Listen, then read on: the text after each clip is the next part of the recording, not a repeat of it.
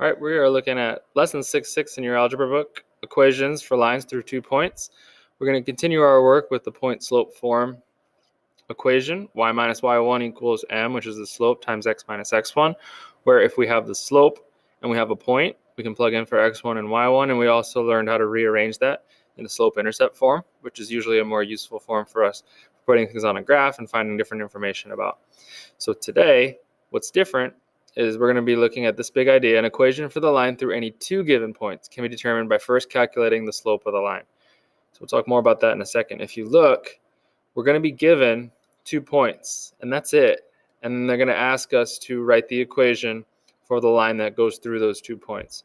So if you think about plugging into this equation, well, we've got 2 points, and when we actually go to plug into our equation, it does not matter which one you use. Any point that's on the line will work. So since both of these are going to have to be on the line that we're looking at, you can use either one of those to plug in, so the 6 and the 9, or the 2 and the 7. But we also need a slope, and that's not given to us here.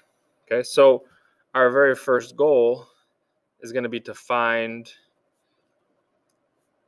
the slope. And students always quickly forget what we've been doing. So when I say find the slope, you go, how do you do that? y2 minus y1, x2 minus x1. Change in y, change in x. And everybody says, oh yeah. Okay, so if you have 2 points, you can very easily find the slope with this formula. Once you've got the slope, you can now just plug in to the equation. And like I just said, you can use either point to do so. So you're going to have 2 points. You can use either one as your x1 and y1. And then 3, we're going to continue always finishing this off by solving for y, which puts it into the slope-intercept form. Much more useful piece of information for us moving forward. All right, so if we look at example number 1, we're just going to run through these steps. Pretty straightforward. All skills that we've already mastered. Now we're just putting them all together. So first things first, we need to find the slope here. We can't write an equation without the slope. So we're going back to our slope formula. Subtract your y's, 7 minus 9. Subtract your x's in the same order, 2 minus 6. And of course, you could have gone the other way, 9 minus 7 and 6 minus 2. So I get negative 2 over negative 4. 2 negatives means my answer is actually positive, and 2/4 simplifies to 1/2. Okay, so now I can write my equation. This is my slope, and I can choose either one of these points. So I'm going to plug into the formula y minus y1 equals slope x minus x1. Again, either one of these is fine. I can't stress that enough. I'm going to use 6, 9 just because it's first. So x1 comma y1 for me is going to equal 6 and 9. But if you use 2 and 7, it will actually simplify to the same y equals mx plus b.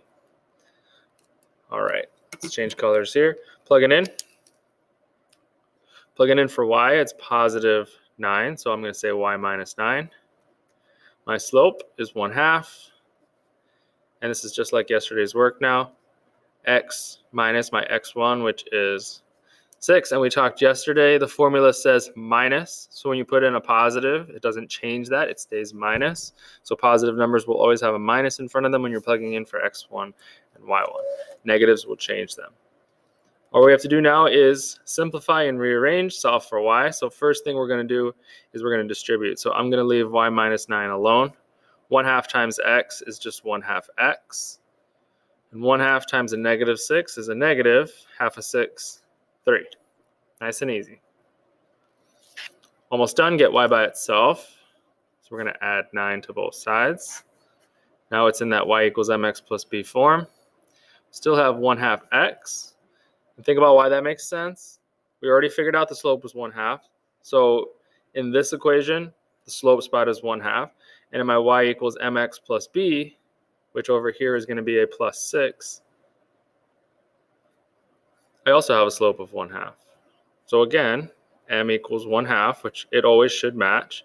But now we have more information. We have b equals 6, which tells us that on a graph, this line, even in this form, these are equivalent, will hit the y-axis at 6.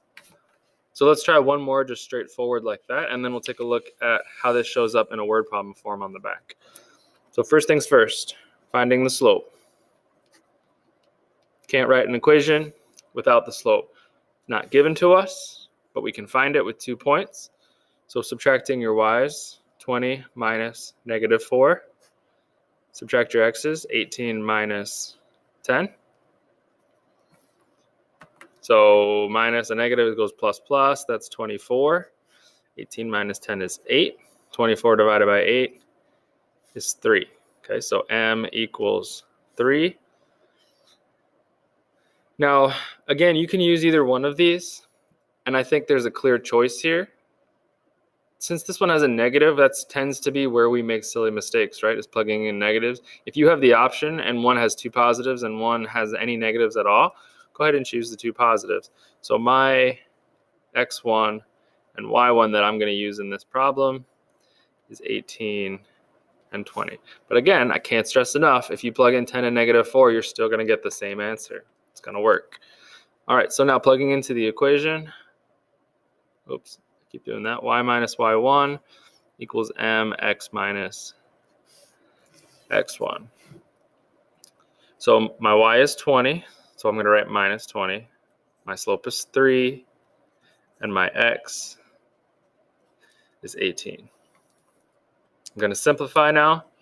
So leave this side alone for a second. Distribute 3x minus 54. Now we're going to add the 20. Y equals 3x minus 34. We're in y equals mx plus b form. So from this information, we know m is 3. Again, that shouldn't change. This line is always going to have the same slope. But now we also have more information. Not only do we have 2 points, we actually have 3 points now. We know the point where this crosses the y-axis. So remember, this point actually represents 0, negative 34, because that's the point it hits the y-axis. And just to reinforce that again, if this down here was the y-intercept, slope of 3, this line could look like this. This point right here would be 0, negative 34. And then 10, negative 4 could be here. And 18, 20 would be up here somewhere. So all 3 of these points are on that line. This one is very specific. It's where it hits the y-axis. All right, going to the back. We got a hot air balloon. It's resting on a platform. It begins its ascent, which means it's rising. It's 175 feet above the ground after 3 minutes, and 275 feet above the ground after 5 minutes. Those are 2 different sets of information. We're going to assume there's a constant rate of ascent. So when graphed, if we looked at the ascent, it's going to be a straight line. Okay, if it wasn't, then we don't have enough information to solve this. So constant rate is going to form a straight line, meaning it's going to have a slope. Okay, so this will be a straight line and we can handle that. So it says express the information above as 2 ordered pairs. We have 2 different sets of information. We know that it was 175 feet above the ground after 3 minutes and 275 feet above the ground after 5 minutes. 2 different sets of information. So when we go to set that up, we are going to write that as, now you kind of have a choice which way you want to do it. You could put the feet above as your y, and you could put the 3 as your x, or you could do it the other way around. For this case, if I think about this as a graph, I'm usually going to put my time on the bottom and watch this rise. So if I went over to 3 minutes, I could see it at 175. And if I went over to 5 minutes, I could see it at 275. And I could watch this line climb up the graph. So because of that, this is my x, and this should be time. So when I go ahead and I make my x and y coordinates, I'm going to use the minutes or the time as my x, and I'm going to use the height as my y. So my first point is 3, 175, and my other ordered pair then would be 5, 275. So to write an equation using these 2 points that we have here, we're going to have to find the slope, because we're going to be plugging into y minus y1 slope x minus x1 again. Okay, so first thing we need to do is find the slope between these, which again is subtracting your y's and subtracting your x's. So subtracting my y's, 275 minus 175 over 5 minus 3. So I get 100 on top, and I get 2 on the bottom, and if I divide that, my m equals 50. So I've got my slope. I can choose either one of these to plug in over here. So I'm going to go ahead and just use the smaller numbers. So my y minus 175 equals slope of 50, x minus 3. I'm going to go ahead and simplify this. So leaving this side alone for a second, 50x minus 150. Add to both sides. Y equals 50x, same slope. And when I add this, I get plus 25. Okay, so let's go ahead and answer the question. What does the slope represent? So the slope is 50. What does that actually mean, though? So that's the rate that it's climbing. So for every 1 I go over, it's going up 50. So that means that it's rising 50 feet per minute. What does the y-intercept represent, which is right here? So remember, that's your starting point. So if this was on the graph, the point that it hits right here is 25. So at time 0, the height is 25. So that means it's starting 25 feet above the ground, which means the platform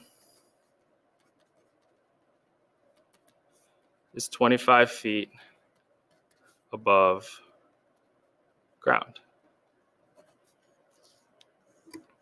Now, how high will the balloon be after 11 minutes?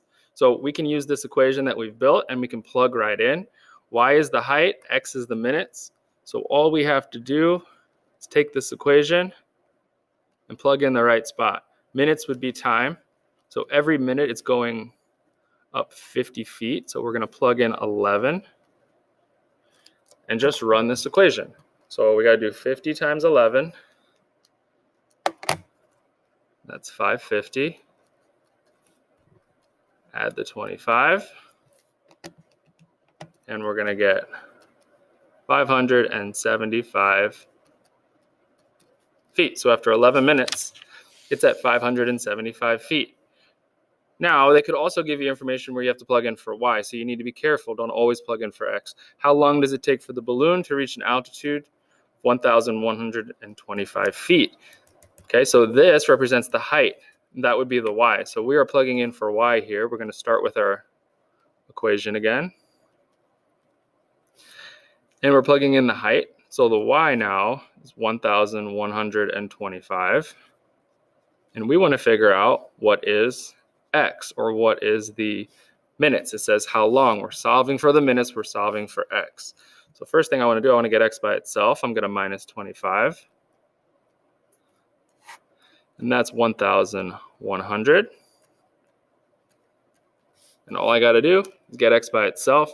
So I'm going to divide by 50.